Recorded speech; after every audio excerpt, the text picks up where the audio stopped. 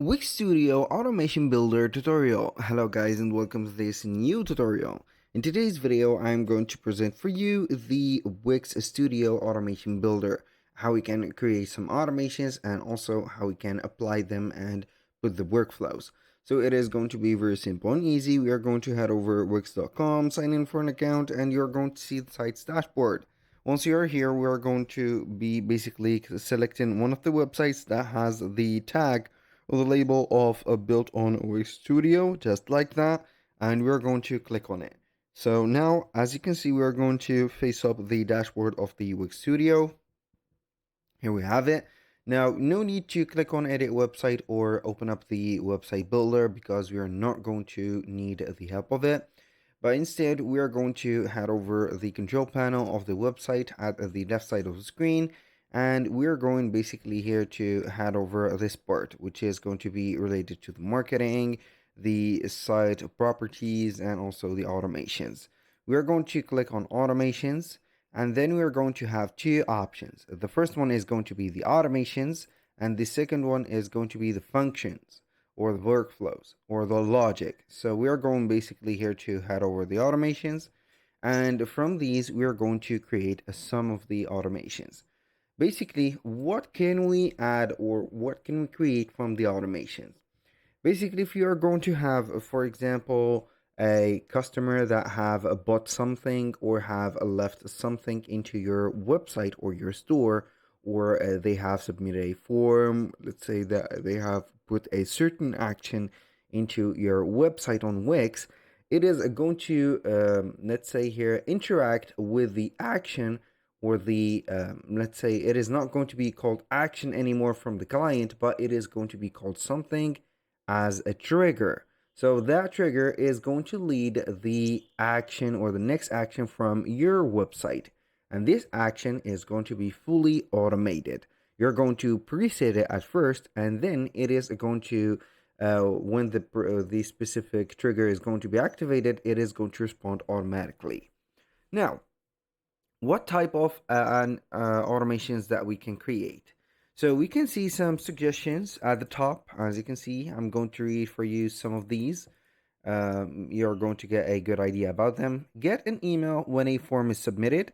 That means that if a customer is going to have a form submitted and you have set up the Wix form, so he or she is going to get an email at their mailbox after they have put their email address into that form.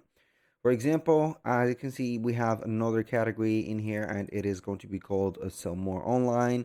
Increase sales by reminding customers of abandoned carts. If you don't know how to start, you can go ahead and get a little quick guide on how to start, to get started. I mean, so you're going to click on more actions and get it like here, or get an idea from the suggestions that you're going to need. Maybe some of the or most of the needed actions or automations are going to be integrated on the suggestions, but let's say that we do not have a suggestion.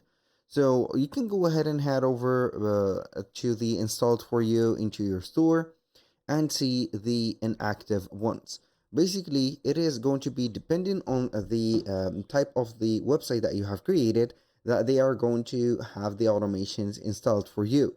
Why? This doesn't mean that you have installed them or you need to install them, but it is going to be giving you the idea. For example, here we have a one created for me. We have the installed for you for me. As you can see, move workflow card when invoice is sent. These are going to be related to the store option that I have or Wix stores. For example, send gift cards via email. It is active. So gift card purchased, it is going to be an automation that is something good. Send subscription confirmation email. This is going to be good. These are going to active, and etc. So we are going to create a new automation. I'm going to click on create. Basically, you are going to either create from one of the categories or the preset ones. For example, get an email when a form is submitted. We have the category of the sell more online, which is going to be related to the Wix stores. Engage with clients. That means that you're going to get the retention of or the attention of the clients whenever they are going to visit your store, like getting feedback from customers after placing an order, having a welcome to the new site commerce, and etc. We have the retain customers, send a coupon when a cart is abandoned, recover abandoned carts with two emails, options, invite customers back via email whenever their order has been placed, and also you can also set that after the shipping is completed, and etc. And you're going to have some new arrivals into your store, something like that. Get paid on time, that is going to be for the invoices, and it is going to be related to the services that you're going to present. Manage business is going to be the case that it is going to have the email or the form submitted, and etc. Now let's say that we are going to create a automation from scratch. I'm going to set it up. As I have explained from the beginning, we're going to get a trigger. Then we're going to get maybe a condition and also an action. So the trigger is going to be something. You're going to click on it, or you can go ahead basically and have the trigger added to something.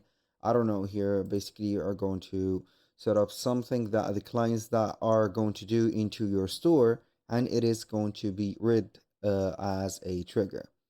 So we are going to see here the suggested triggers or apps. The trigger could be also an app. So we have the Wix automation, like the schedule time, a Veloco trigger, a member blocked, member approved, member logs in, and etc.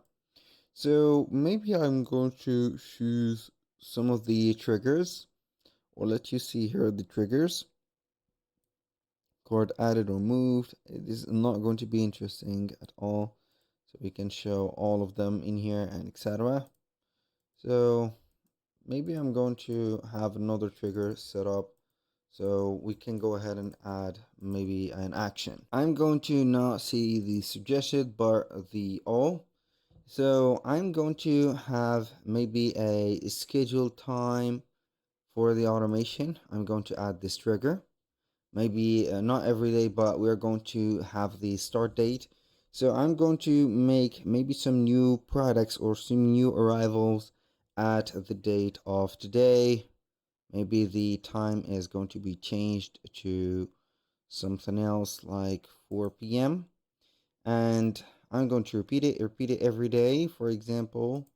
And the end is going to be maybe for a week. So I'm going to change it 7 to this one, maybe a week. I'm going to apply.